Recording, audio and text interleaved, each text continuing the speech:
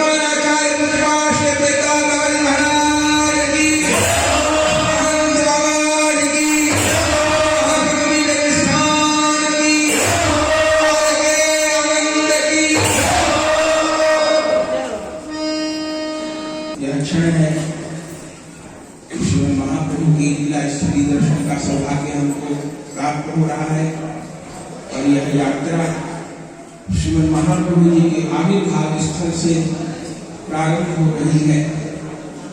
अभी पूज्य बाबा का वचनामृत हम लोग श्रवण करेंगे।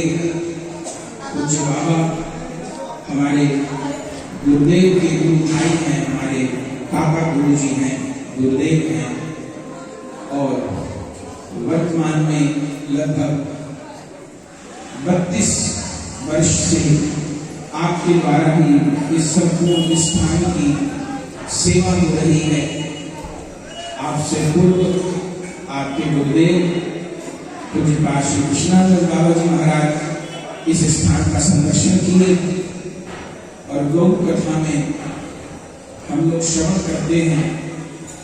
आज तो नवद्वीप में और कभी मायापुर में 20 जगह ये लिखा रहता है कि यही महाप्रभु का जन्म स्थान है, लेकिन अनेकों बार जैसे कलयुग में देसी घी के नाम पर बहुत सारे नकली घी रिफाइंड बिकते हैं और कई बार वो नकली घी रिफाइंड इतने ज्यादा परिचित हो जाते हैं कि असली घी उसमें कहीं खो जाता है। असली घी का कोई ग्राहक नहीं बचता। नकली घी इतना सिर चढ़ के बोलता है। जैसे आजकल थैली का दूध बिकता है, मदर डेयरी का दूध बिकता है, वो किस केमिकल से बनता है थैली का दूध पता नहीं, लेकिन देसी गाय का दूध मिलना आज शहरों में दुर्लभ हो गया है और दुर्लभ भी हो गया है। और कलयुगी प्राणी को यदि गैया का देसी घी दूध दिया जाए तो उसको थैली वाला दूध पीते पीते उस थैली वाले दूध की इतनी आदत हो गई है कि देसी गैया के दूध में शायद उसको स्वाद न आए। लेकिन जो देसी गैया का दूध है वो थैली का दूध नहीं हो सकता।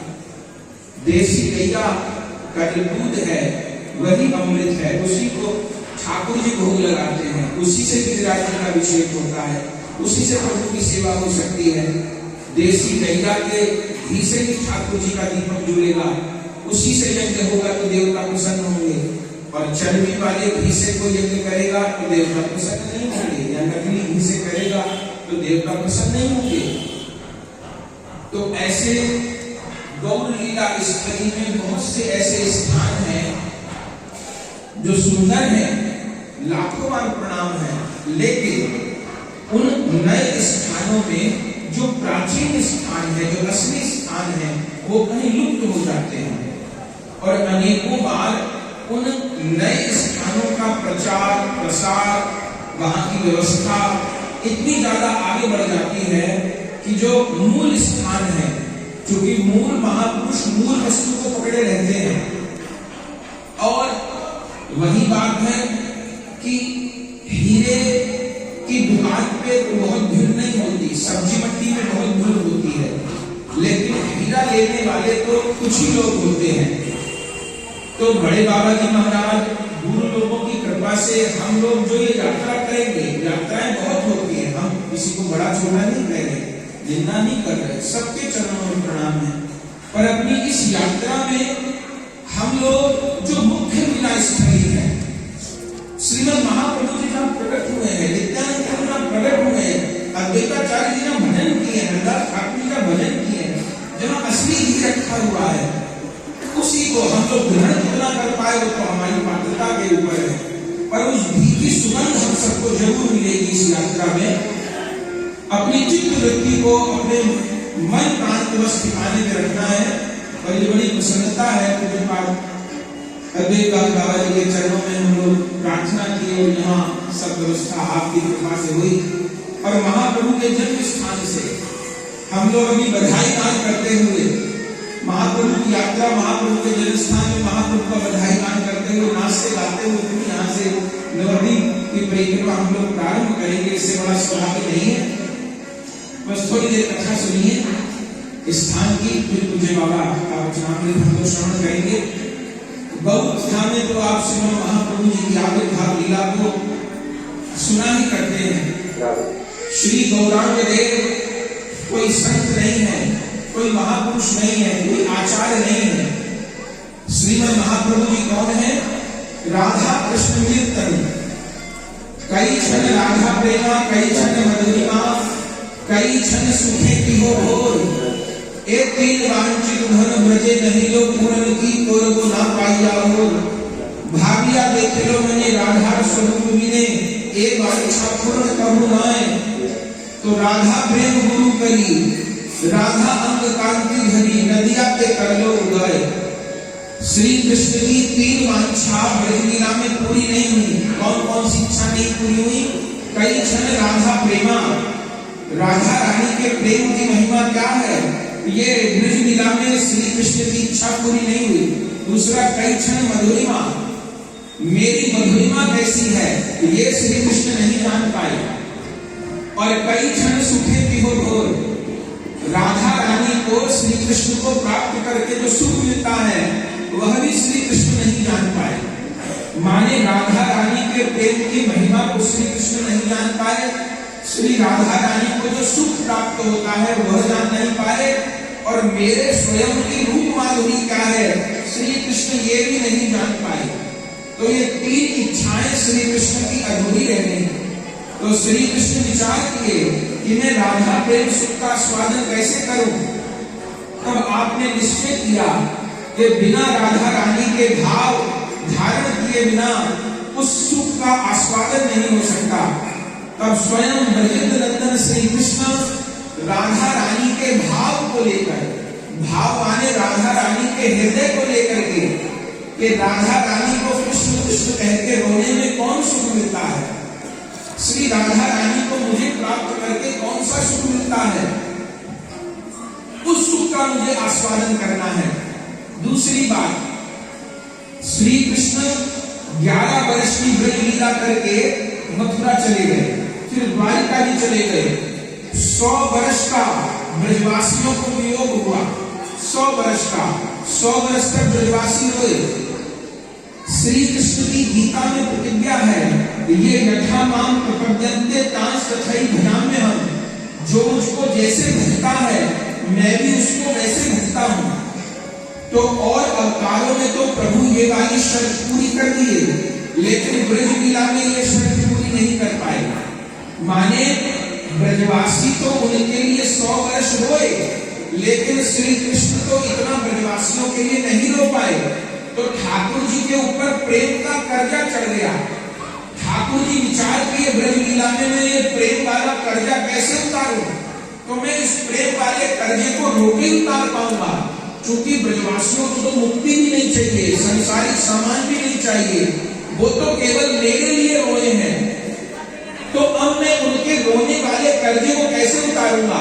तो श्री कृष्ण निश्चय किए कि मैं अब भक्त रूप में अवतार धारण करूंगा और भुजा उठा करके कृष्ण है कहते हुए रोऊंगा, देखूंगा, जमीन में लोट पोट होऊंगा, हा कृष्ण कह करके मेरे अंग छंद विकसित हो जाएंगे और मैं राधा प्रेम रस का स्वागत करूंगा और रोकर ब्रजवासियों के प्रेम वाले कर्ज को चुकाऊंगा। तो श्री राधा कृष्ण एक होकर श्री कृष्ण ने राधा रानी के भाव को धारण किया, और केवल भाव को नहीं, ठाकुर जी सोचे कि मैंने भाव धारण कर लिया पर मेरा शरीर तो काला रहेगा, और काला शरीर देखकर मुझे बार बार अपने भगवान होने की स्मृति होगी, तो मैं अपने को भगवान नहीं मानना चाहता। इस बार मैं अपने आप को केवल भक्त मानूंगा। तो अब मुझे क्या करना होगा, मुझे अपना भाव भी राधा रानी का करना होगा, और मुझे अपनी देह अंग कांति भी राधा रानी की करनी होगी। तो श्री कृष्ण राधा रानी से 2 वस्तु मांगे, आप मुझे अपना भाव दे दीजिए और आप मुझे अपनी अंग कांति दे दीजिए। तब राधा रानी ने अपना भाव और अपनी अंग कांति श्री कृष्ण को प्रदान की। तो क्या हुआ, काले कृष्ण गोरे गोरे। बाबा जी महाराज कीर्तन करते हैं, गोरा गोरा गोरा गोरा गोरा गोरा गोरा, राधा अंग छटा लागी श्याम होलो गोरा।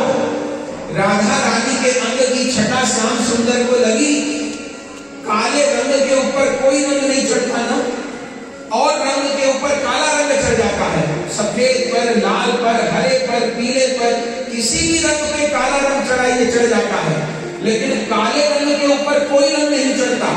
लेकिन गौर लीला में आश्चर्य हो गया, काली कृष्ण के ऊपर गोरी राधा रानी का रंग चढ़ गया और काले कृष्ण गौर कृष्ण हो गए, तप्त कांचन वर्ण हो गए और श्रीमद् महाप्रभु जी अवतार धारण किए। कहाँ अवतार धारण किए बंधुओं? श्री नवद्वीप धाम में, जिनको अभी वर्तमान में हम मायापुर कहते हैं, जहां ठहरे हैं, बार बार प्रणाम है, लेकिन वो पुराने समय का मियापुर है। हम लोग एक दिन वहां जाएंगे, सब मंदिरों को पार करके। काजी की समाधि है, हम लोग जाएंगे समय निकाल करके वहां। तो पहले समय में मियापुर नाम था, चूंकि वहां काजी रहता था। श्रीमद् महाप्रभु जी प्रकट इधर हुए, सारी लीला इधर किए। हाँ, काजी का उद्घाटन इधर किए। बहुत दिव्य दिव्य मंदिरों का निर्माण है, सबको प्रणाम है, खूब नाम प्रचार, हजारों लाख लोग भक्त आ रहे हैं। लेकिन ये भी नहीं भूलना है कि अमृत का कलश तो यही बना हुआ है, ये भी नहीं। अमृत का कलश तो यही है। अमृत कहाँ है? अमृत कहाँ है? जल सब जगह है, दूध सब जगह है। जल पी लीजिए, दूध पी लीजिए, लेकिन अमृत पीना है तो यही आना पड़ेगा। उसी अमृत को वितरण करने के लिए बंधुओं, श्री नित्यानंद प्रभु जी की कृपा शक्ति, हमारे अन्नदाता प्रेमदाता श्रीमद् राधा रंजन दास देव बड़े बाबा जी महाराज के रूप में प्रकट हुए। उनके स्थानों पर बहुत ज्यादा, जहां भी हम लोग बड़े बाबा के स्थान पर जाएंगे, आप देखेंगे वहां बहुत ज्यादा वैभव तो नहीं, बहुत ऐश्वर्य तो नहीं, वहां आपको बहुत बड़ी बड़ी मल्टी स्टोरी बिल्डिंग तो नहीं मिलेंगी, पर अमृत का कलश वहां मिल जाएगा। उस बड़े बाबा जी महाराज जो काम किए, वो सबसे अद्भुत ये है कि सारी असली वस्तु महाप्रभु जी का असली जन्म स्थान, हम लोग नित्यानंद एक चक्राधाम जाएंगे, एक चक्राधाम में नित्यानंद प्रभु जी का जन्म स्थान, सूती का ग्रह, नित्यानंद प्रभु जी का छठी पूजन जहां हुआ, उनके माता पिता का जल पिए, जहां नित्यानंद प्रभु जी खेले, एक एक जन्म स्थान। श्री शांति में हम लोग दर्शन करेंगे, सुलिया ग्राम, अरे जगाई बधाई की समाधि, सारी जिंदगी जगाई बधाई, जहां महाप्रभु जी को पावन किए, नित्यानंद प्रभु जी पावन किए, और जगाई बधाई जहां अंतिम दोनों भाइयों की पूर्ण समाधि, वह 70 वर्ष से हमारे निताई रमनदास बाबा जी नाम चलाए हैं, अखंड निताई गुराधीश्वर नाम हो रहा, 1000 वर्ष का नाम वहां बाबा प्रारंभ किए हैं। और ये कहते गए हैं कि 1000 साल बाद उस नाम को विश्राम भी नहीं करने आऊंगा। बाबा तो नाम में आविष्ट हो गए, 70 साल नाम प्रारंभ करते हो गए, कहते गए नाम विश्राम करने भी नहीं आऊंगा 1000 साल बाद। ऐसे ऐसे दिव्य स्थल पर हम लोग पात्र बन पाए, बस उस एक क्षण भी हम लोग ग्रहण कर पाए तो ये यात्रा हमारे संपूर्ण जीवन को निहाल कर देगी, हमारे अनंत जन्मों की पाप राशि को नष्ट कर देगी, गौर प्रेम में हमारे जीवन को पूर्ण कर देगी, हम लोग धारण कर पाए। तो जहां जिस स्थान पर हम लोग बैठे हैं, कौन स्थान है? ये श्रीमद् महाप्रभु जी का जन्म स्थान है। श्री कृष्ण निश्चय किए हैं, मैं राधा रानी की भाव अंग कांति लेकर के अवतरित होगा। अवतरित हुए, कहां हुए? अब श्री कृष्ण को प्रकट होने के लिए नंद यशोदा जी चाहिए ना, तो गौर लीला में नंद यशोदा कौन है? आप उधर देख रहे हैं, इधर राधा गोविंद देव प्राचीन, यहाँ अपनी सखी माँ जी ने भजन किया है। राधा विनोदिनी दासी जी ने, बड़े बाबा जी की जो 5 सखियां हैं विशेष, श्री ललिता सखी जी और श्री राधा विनोदिनी दासी जी ने यह भजन किया है। ये राधा गोविंद देव प्राचीन, फिर श्री निताई गौरांग मध्य में विराजमान है, श्री जगन्नाथ कृष्ण जी और श्री शची माँ विराजमान है। तो कलयुग में गौर लीला में नंद यशोदा जी किस रूप में प्रकट हुए? श्री जगन्नाथ कृष्ण जी साक्षात नंद बाबा है और यशोदा मैया शची माँ के रूप में प्रकट हुई है। और उन्हीं के यहाँ पर गौर लीला में, गौर कथा में आप सब ये कथा सुनते हैं, पहले 8 बार गर्भ शची माँ के नष्ट हो गए। फिर विष्णु प्रभु जी का जन्म हुआ और फिर महाप्रभु जी को आना था। इधर अद्वैताचार्य जी जो साक्षात महाविष्णु और सदाशिव के मिलित तनु है, श्री हरिदास ठाकुर जी के साथ में हम लोग दर्शन करेंगे। शांतिपुर कल जाएंगे हम लोग, वहां श्री माधवेंद्र पुरीपाद जो कि श्री अद्वैताचार्य जी के गुरुदेव भगवान है, उनको आज्ञा प्रदान किए, नाम मंत्र प्रदान किए और अद्वैताचार्य जी को माधवेंद्र पुरीपाद आज्ञा किए कि अद्वैत स्वयं श्री कृष्ण अवतरित होने वाले हैं। मेरे भाग्य में तो गौर लीला का दर्शन नहीं है, पर तुमको गौर लीला में सहयोग करना है। अद्वैताचार्य जी कहे कि श्री कृष्ण कैसे अवतार लेंगे? बोले तुमको पुकार लगानी है, तुम्हारी पुकार से गोलोक बिहारी श्री कृष्ण विवश हो जाएंगे अवतार लेने के लिए। माने श्री कृष्ण के मन में इच्छा तो थी कि मैं अवतार लूं, गौर बनूं, लेकिन कब बनूं ये निश्चय नहीं था। अद्वैत प्रभु जी ने भजन करके, शालिग्राम भगवान का तुलसी अर्चन करके हा कृष्ण कहकर गोलोक बिहारी श्री कृष्ण को नदिया बिहारी बनने के लिए विवश कर दिया। तो श्री अद्वैत प्रभु जी हम लोग जाएंगे शांतिपुर बावला, वहां गंगा तट पर बैठ करके रो रो के हा कृष्ण कहकर अवतार लो अवतार लो अवतार लो कहकर के बोले। और अद्वैत प्रभु जी की पुकार को सुन करके गोलोक बिहारी श्री कृष्ण शची मां और श्री जगन्नाथ कृष्ण जी के घर पर अवतरित हो रहे हैं।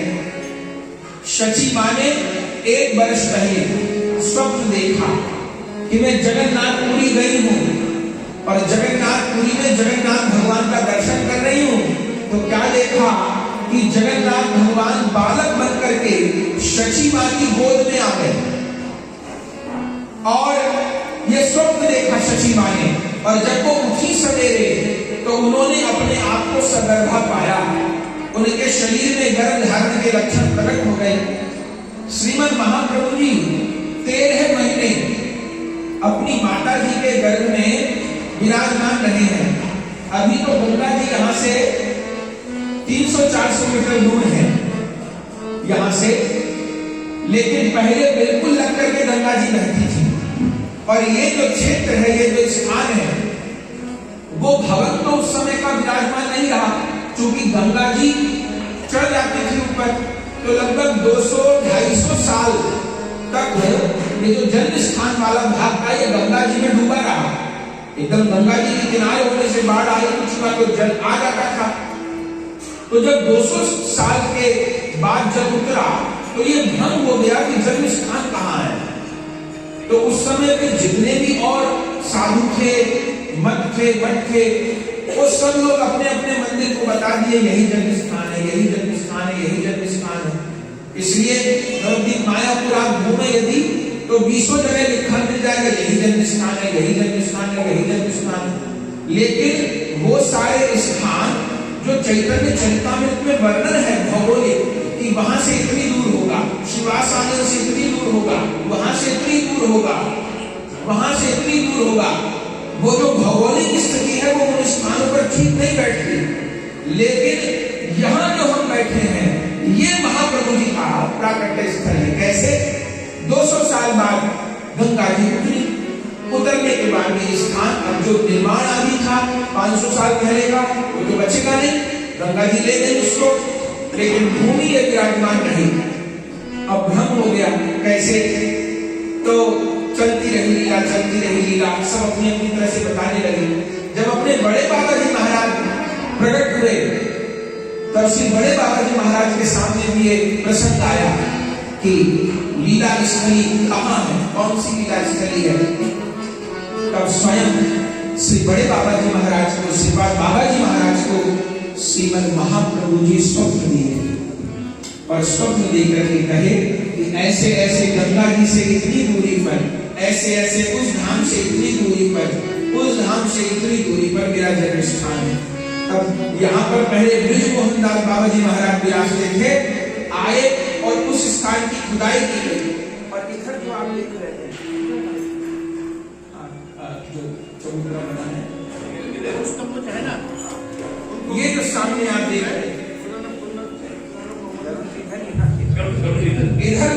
आप देख रहे हैं, इधर जो गरुड़ जी विराजमान है, ये श्रीमद महाप्रभु जी का गर्भगृह है। यहाँ जब खुदाई की गई तो सारे साक्ष्य प्राप्त हुए श्रीमद महाप्रभु जी के सूतिका ग्रह के। अब हम लोग जब कीर्तन लेके चलेंगे तो परिक्रमा करते हुए निकलेंगे। ये श्रीमद महाप्रभु जी का सूतिका ग्रह, और ये जो संपूर्ण स्थान है ये जगन्नाथ भवन है, जहाँ श्रीमद महाप्रभु जी 24 वर्ष की लीला किए हैं। ये एक एक रजकण श्रीमद महाप्रभु जी की चरण से अलंकृत है। ये सारी भूमि श्रीमद महाप्रभु की पादांकित भूमि है। तब बाबा जी महाराज को स्वप्न हुआ, तब श्रीमद बाबा जी महाराज को सारे साक्ष्य प्राप्त हुए, और तब फिर स्थापना हुई। वह नीम के वृक्ष का अंश भी प्राप्त हुआ। सूतिका ग्रह की स्थापना हुई, ठाकुर जी की स्थापना हुई, गौ सेवा की स्थापना हुई, साधु सेवा की स्थापना हुई, और अखंड नाम के द्वारा यह स्थान प्रज्वलित हो रहा है। तो हम लोग किसी सामान्य मंदिर में मठ में नहीं बैठे हुए, हम लोग महाप्रभु जी के जन्म स्थान पर बैठे हुए। यह स्थान दिव्य ऊर्जा से परिपूर्ण है। तो 8 बार गर्भ नष्ट हुए, फिर 9वीं बार में साक्षात जगन्नाथ जी, शची मां दर्शन को गई तो साक्षात जगन्नाथ जी शची मां के स्वप्न में उनकी गोद में आ गए। सवेरे मां उठी तो उनके शरीर में गर्भ के लक्षण प्रकट हो गए थे। फिर धीरे धीरे गर्भ उन्नत हुआ। शची मां को बड़े बड़े दिव्य अनुभव होते थे। इधर अद्वैताचार्य जी शांतिपुर में तुलसी जी का अर्चन करते थे, शालिग्राम भगवान का प्रतिदिन लाखों तुलसी से शालिग्राम जी का अर्चन करते थे। कि श्री कृष्ण अवतार में एक